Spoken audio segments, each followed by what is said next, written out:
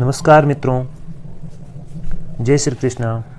राजस्थान की कला और संस्कृति की इस सीरीज़ में आपका हार्दिक स्वागत है। जैसा कि आप सभी को पता है कि अभी हम राजस्थान की लोक देवियों के बारे में पढ़ रहे हैं। तो आज हमारे राजस्थान के लोक देवियों के अंदर जीर्ण माता का टॉपिक है।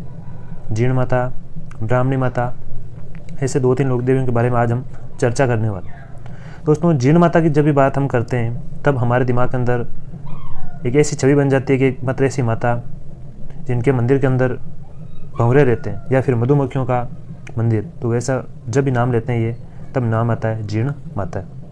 आप सही सोच रहे हैं, आज हम उन्हीं लोक देवी बारे में बात करेंगे जिनका नाम है जीर्ण माता। तो आइए दोस्तों देखिएगा। जीर्ण माता का बचपन का नाम था जयंताबाई। क्या नाम था? जयंताबाई। धांगू गांव, चूरू के पास में धांगू गांव है, वहाँ पर इनका जन्म हुआ था। इनके पिता का नाम था धनराय सिंह जी। चौहान थे, ये चौहान राजपूत थे। जाति इनकी जीर्ण माता की राजपूती, चौहान इनका वंश था।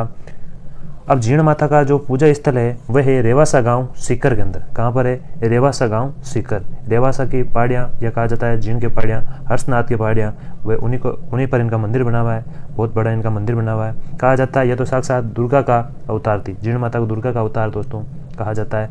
जीर्ण माता के एक भाई थे हर्षनाथ जी। क्या नाम था उनका? उनका नाम था हर्ष या फिर हर्षनाथ जी। हर्षनाथ जी को कहा जाता है भैरव का अवतार। किनका अवतार कहा जाता है? भैरव का अवतार कहा जाता है दोस्तों।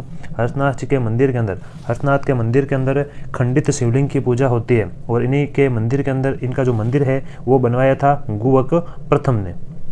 दोस्तों, जीर्ण माता का जन्म सामान्य परिवार में राजपूत जाति के अंदर धांगू गाँव के अंदर हुआ था। धनराय सिंह जी इनके जो पिताजी थे वे गांव के एक ठाकुर हुआ करते। प्राचीन समय के अंदर ठाकुरों का काम होता था अपने जागीर के अंदर जो लोग होते थे उनकी रक्षा करना। तो उनकी अक्सर जो उनके प्रतिद्वंदी थे उनसे उनकी शत्रुता हुआ करती थी। एक दिन क्या होता है, धनराय सिंह जी अपने जागीर के अंदर घूमने के लिए जाते हैं, भ्रमण करने के लिए। उसी समय इनके ऊपर हमला हो जाता है और हमले के अंदर ये क्या हो जाते हैं? वीर गति को प्राप्त हो जाते हैं दोस्तों। जब ये वीर गति को प्राप्त हो जाते हैं तब इनकी माता का भी काफ़ी समय पश्चात स्वर्गवास हो जाता है। अब परिवार के अंदर 2 भाई और बहन, 2 ही बचे। भाई का नाम हर्ष, बहन का नाम जीर्ण। दोनों जैसे जैसे समय के अंतराल के अंदर बड़े हुए, समय व्यतीत होता गया। कहा जाता है एक दिन हर्ष का विवाह हो जाता है। बड़े होने पर इनके परिवार के जो गाँव के जो लोग थे सभी लोगों ने मिलकर इनका विवाह करवा दिया। अब ये गाँव के एक व्यक्ति बन गए, मौजूदा व्यक्ति बन गए। अब जब ये परिवार के अब रहने लगे, परिवार का भार जब इन पर बढ़ा, इनकी पत्नी आई। तो एक दिन की एक वे दिन थी दोस्तों। कहा जाता है जीर्ण माता की जो भाभी थी उनके और जीर्ण माता के दोनों के शर्त लग गई थी। वर्तमान समय में तो ऐसा नहीं होता है, घर पे पानी की व्यवस्था वगैरह आराम से हो जाती है क्योंकि 21वीं सदी का भारत है, हम सभी जानते हैं। प्राचीन समय के अंदर गाँव के अंदर पानी वगैरह की व्यवस्था हो भी जाती थी, लेकिन महिलाएँ जो हुआ करती थी आपस में बातचीत करने के लिए तथा अपने स्वास्थ्य को बनाए रखने के लिए गांव के पेयजल जो स्रोत होता था, पेयजल स्रोत से पानी लेकर के आती थी। तो कहा जाता है वो तालाब से पानी लेने के लिए जा रही थी, तब भाभी और ननंद यानी जीर्ण, इनके दोनों के मध्य शर्त लग गई। ऐसी शर्त लगी, उस शर्त के अंदर शर्त थी कि भाई सबसे ज़्यादा प्रेम किससे करता है? जीर्ण ने बोला मेरे से करता है, भाभी ने कहा मेरे से करता है। अब जीर्ण, हर्ष को पता, इस बात का पता नहीं था। अब जीर्ण और उनकी भाभी जैसे ही घर पे आई, बोला कि घर पे जाके बोलना नहीं, देखते हैं सबसे ज़्यादा किससे प्रेम करते हैं। अगर हमारे सर के ऊपर जो घड़ा रखा हुआ है, इस घड़े को पहले किनका घड़ा उतारते हैं, जिसका घड़ा पहले उतारेंगे उन्हीं से सबसे ज़्यादा क्या होगा, उनका लगाव होगा, प्रेम होगा। दोस्तों, कहा जाता है वो घर पे आए, जैसे ही घर के अंदर उन्होंने प्रवेश किया तो वो बाहर खड़े थे। हर्ष देखता रह गया, हर्ष आया बाहर के, बाहर क्यों खड़े हो? आपके सर के ऊपर बाहर है, आप अंदर लेकर के आओ, बैठ जाओ। क्या बाहर है? वो उतारे तब आए ना अंदर। तब हर्ष को इस बात का पता नहीं था। बेचारे हर्ष अपनी बहन से वैसे बहुत प्रेम करता था, लेकिन उस दिन हर्ष ने अपनी भाभी के, हर्ष की जो पत्नी थी यानी कि जीन की जो भाभी थी, उसके सर से घड़ा उतार दिया। इतने में जीन जो थी उसने अपना घड़े को नीचे गिरा दिया और गिरा करके अपने भाई से रूठ गई और रूठ करके रेवासा गाँव सीकर के अंदर चली जाती। यहाँ पर ये जो पहाड़ियाँ हैं, हर्ष की पहाड़ियाँ, यहाँ पर आकर के जीर्ण माता तपस्या करने लग जाती है। हर्ष काफ़ी मनाता है, बोलता है मेरे से गलती हो गई, मुझे ऐसा नहीं करना चाहिए था, मुझे नहीं पता था, मुझे बताते तो सही, हिंट तो देते, परंतु समय को कुछ और ही मंजूर था। अब जीर्ण माता यहाँ पर आ गई और जीर्ण माता ने तपस्या की और तपस्या करके यहाँ इस स्थान पर जीर्ण माता ने तपस्या करके लोगों के साथ बहुत चमत्कार किए, तो लोग इनको मानने लगे। जब जीर्ण भी अपने परिवार से दूर हो गया और वह भी क्या करने लगा, अपनी बहन से बहुत ज़्यादा प्रेम करता था, तो जीर्ण हर्षनाथ जी भी चले गए और जाकर के पहाड़ियों पर पूजा करने लगे शिव जी की। ऐसे करते करते दोनों ही बहुत महान बन गए। अब ऐसी थी इनकी जीर्ण तथा इनके भाई की कहानी दोस्तों। अब इनके बारे में देखते हैं। जीर्ण माता का जो मंदिर है वह हट्टड़ था। हट्टड़ चौहान जो शासक था उसने इनके मंदिर का क्या करवाया दोस्तों, निर्माण करवाया था। उपनाम की बात करें, जीर्ण माता को कहा जाता है मधुमक्खियों की देवी। मधुमक्खियों की देवी क्यों कहा जाता है दोस्तों? मधुमक्खियों की देवी इसलिए कहा जाता है कि औरंगजेब जो शासक था, मुगल शासक औरंगजेब, उसकी एक नीति थी हिंदुओं के खिलाफ, धर्म विरोधी इनकी नीति थी मुगलों की। तो उनमें से शासक आया औरंगजेब ने क्या किया, लोगों के ऊपर अत्याचार करने शुरू कर दिए। मतलब हिंदुओं के जितने भी मंदिर हैं उनको क्या कर दिया जाए, ध्वस्त कर दिया जाए। जब बात आई जीर्ण माता के मंदिर की, औरंगजेब के जो सेनापति थे, जो सेना थी, वो औरंगजेब जीर्ण माता की मंदिर के ऊपर चढ़ाई की और मंदिर को तोड़ने लगे, ध्वस्त करने लगे। जैसे ही मंदिर के परिसर के अंदर उन्होंने प्रवेश किया और क्षति पहुंचानी शुरू की, इतने ही में उनके ऊपर मधुमक्खियों का हमला हो जाता है, जैसे कोई बादल ही छा गए हो गए। इस प्रकार से उनके ऊपर हमला हो जाता है दोस्तों।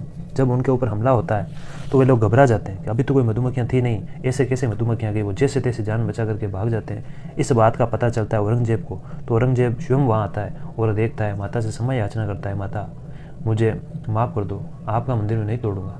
तब औरंगजेब ने जीर्ण माता के मंदिर में जीर्ण माता का चढ़ावा बोला था कि प्रतिवर्ष मैं आपके चढ़ावा चढ़ूँगा। इसलिए इनको कहा जाता है मधुमक्खियों की देवी। तथा इनके मंदिर को कहा जाता है भंवरा थल। क्या कहा जाता है दोस्तों?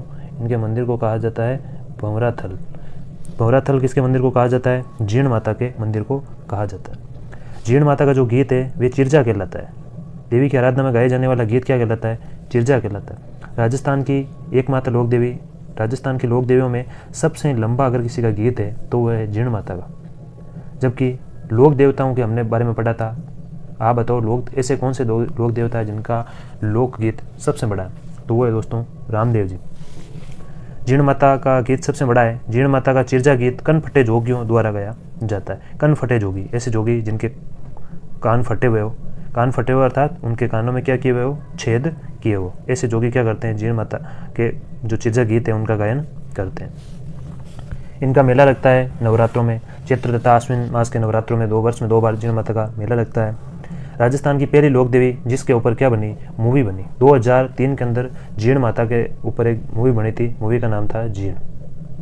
आपको पता होना चाहिए यह प्रश्न, अगर आपने राजस्थान के बारे में पहले पढ़ रखा है तो आपको पता हो तो यह प्रश्न 2-3 बार पूछा गया दोस्तों। राजस्थान की एकमात्र लोक देवी जिनके ऊपर मूवी बनाई गई, यानी कि फिल्म या चित्रांकन किया गया, तो वह कौन सी लोक देवी है? जीर्ण माता है। अब जीर्ण माता कुल देवी किनकी है? ये चौहान राजपूतों की कुल देवी है। किनकी है? चौहान राजपूतों की कुल देवी मानी जाती है। जीर्ण माता के मंदिर में केंद्र सरकार की तरफ से 50 किलो चढ़ावा प्रतिवर्ष चढ़ाया जाता है। ये बात औरंगजेब के काल से शुरू हो गई थी। औरंगजेब दिल्ली सल्तनत का शासक था। उसके पश्चात वहाँ से उस समय से लेकर के अभी तक वर्तमान समय के अंदर जो केंद्र सरकार है, मोदी सरकार, वो भी जीर्ण माता को प्रतिवर्ष कितने किलो? 50 किलो चढ़ावा चढ़ाती है। ये बात थी दोस्तों जीर्ण माता से संबंधित। अब देखिएगा जीर्ण माता जो थी, अब इन जीर्ण माता के बारे में हमने पढ़ा अभी कि जीर्ण माता का जन्म कहाँ हुआ? धांसू गाँव चूरू के अंदर हुआ। पिता चौहान शासक थे इनके। भाई था हर्ष। मंदिर का निर्माण हट्टर ने करवाया। हर्षनाथ के मंदिर का निर्माण गुप्त ने करवाया। मंदिर को भंवरातल कहा जाता है, मधुमक्खियों की देवी कहा जाता है। इनके ऊपर 2003 के अंदर जीर्ण मूवी बनी थी। ये महत्वपूर्ण जानकारी।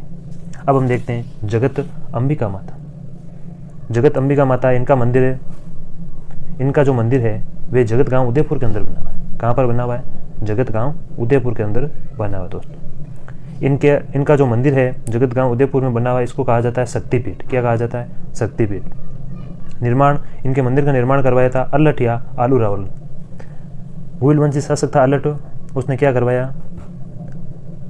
आहड़ को अपनी राजधानी बनाया। किसे? आहड़ को। ए से आहड़, देखो ए से आलू अल्हट, ए से आहड़, ए से अंबिका माता का मंदिर का निर्माण करवाया था दोस्तों। वापिस जीर्णोद्वार करवाया महाराणा कुंभा ने। ये जो मंदिर है ये मातृ देवियों को समर्पित है। यह प्रश्न बहुत बार पूछा गया है कि जगत अंबिका मंदिर है जो किनको समर्पित है? वह है मातृ देवियों को समर्पित है। जगत अंबिका माता का जो मंदिर है इसे कहा जाता है मेवाड़ का खजुराहो कहा जाता है। क्या कहा जाता है दोस्तों? मेवाड़ का खजुराहो कहा जाता है। ध्यान रखना, राजस्थान का खजुराहो किसे कहा जाता है? कीराडू मंदिर बाड़मेर के अंदर बना हुआ है, उसे क्या कहा जाता है? राजस्थान का खजुराहो। जबकि मेवाड़ का खजुराहो किसे कहा जाता है? मेवाड़ का खजुराहो कहा जाता है जगत अंबिका मंदिर को कहा जाता है। इनका मेला नवरात्रों के अंदर लगता है। आश्विन मास तथा चैत्र मास के जो नवरात्र आते हैं उनके अंदर इनका मंदिर के अंदर मेला लगता है। अगली माता जी है ब्राह्मणी माता। ब्राह्मणी माता बेस हैं ब्राह्मणी, बेस हैं 12 के अंदर इनका मंदिर है। राजस्थान की एकमात्र लोक देवी जिनके पीठ की पूजा होती है कौन सी माता है? ब्राह्मणी माता। मंदिर है इनका 12 में। चट्टानों से निर्मित इनकी मूर्ति है, चट्टानों से निर्मित इनकी मूर्ति है, इसलिए इनको मंदिर को क्या कहा जाता है? शैल मंदिर कहा जाता है। शैल किसका पर्यायवाची है दोस्तों? पत्थर का, शिला का, तो शैल मंदिर कहा जाता है। इनका मेला है जो वर्ष में 2 बार लगता है, आश्विन मास के नवरात्रों में तथा चैत्र नवरात्रों में। माता का मंदिर कैसा है? शक्तिपीठ है। शक्तिपीठ यानी कि देवी की पीठ के रूप में इनकी पूजा की जाती है। अगली है रानी सती। रानी सती इनका मंदिर है झुंझुनू के अंदर। कहाँ पर है? झुंझुनू के अंदर। आपने एक भजन सुना होगा, रानी सती राज करे है झुंझुनू के माई। वह आपने इनका नाम सुना था, रानी सती माता, यानी कि झुंझुनू की सबसे बड़ी सती थी। मूल नाम था इनका नारायणी, पति का नाम था तनधन दास। क्या नाम था दोस्तों? तनधन दास। उपासक जो है चामुंडा माता की उपासक थी रानी सती माता। मंदिर इनका शक्तिपीठ कहलाता है। कुल देवी है अग्रवाल जाति की, इनकी अग्रवाल जाति की कुल देवी मानी जाती है। राजस्थान का सबसे बड़ा मंदिर है इनका मंदिर।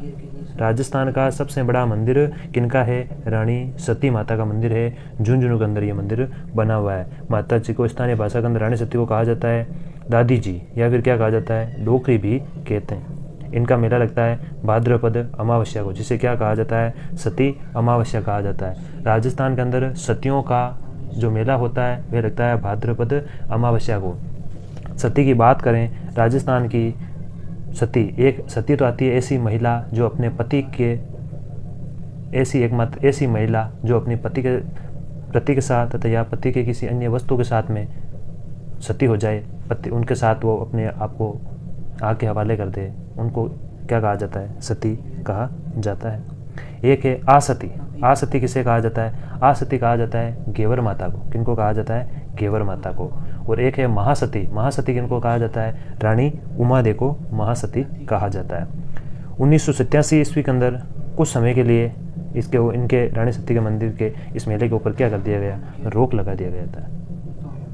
यह महत्वपूर्ण बात थी रानी सती माता की। दोस्तों, आज हमने बात की जीर्ण माता की, ब्राह्मणी माता की तथा रानी सती माता की। आशा करता हूँ आपको मेरे द्वारा दी गई जानकारी अच्छी लगी होगी। अगर जानकारी अच्छी लगी है तो कमेंट बॉक्स के अंदर जाकर के कमेंट करें तथा चैनल को सब्सक्राइब करें और वीडियो को लाइक करना ना भूलें दोस्तों। धन्यवाद।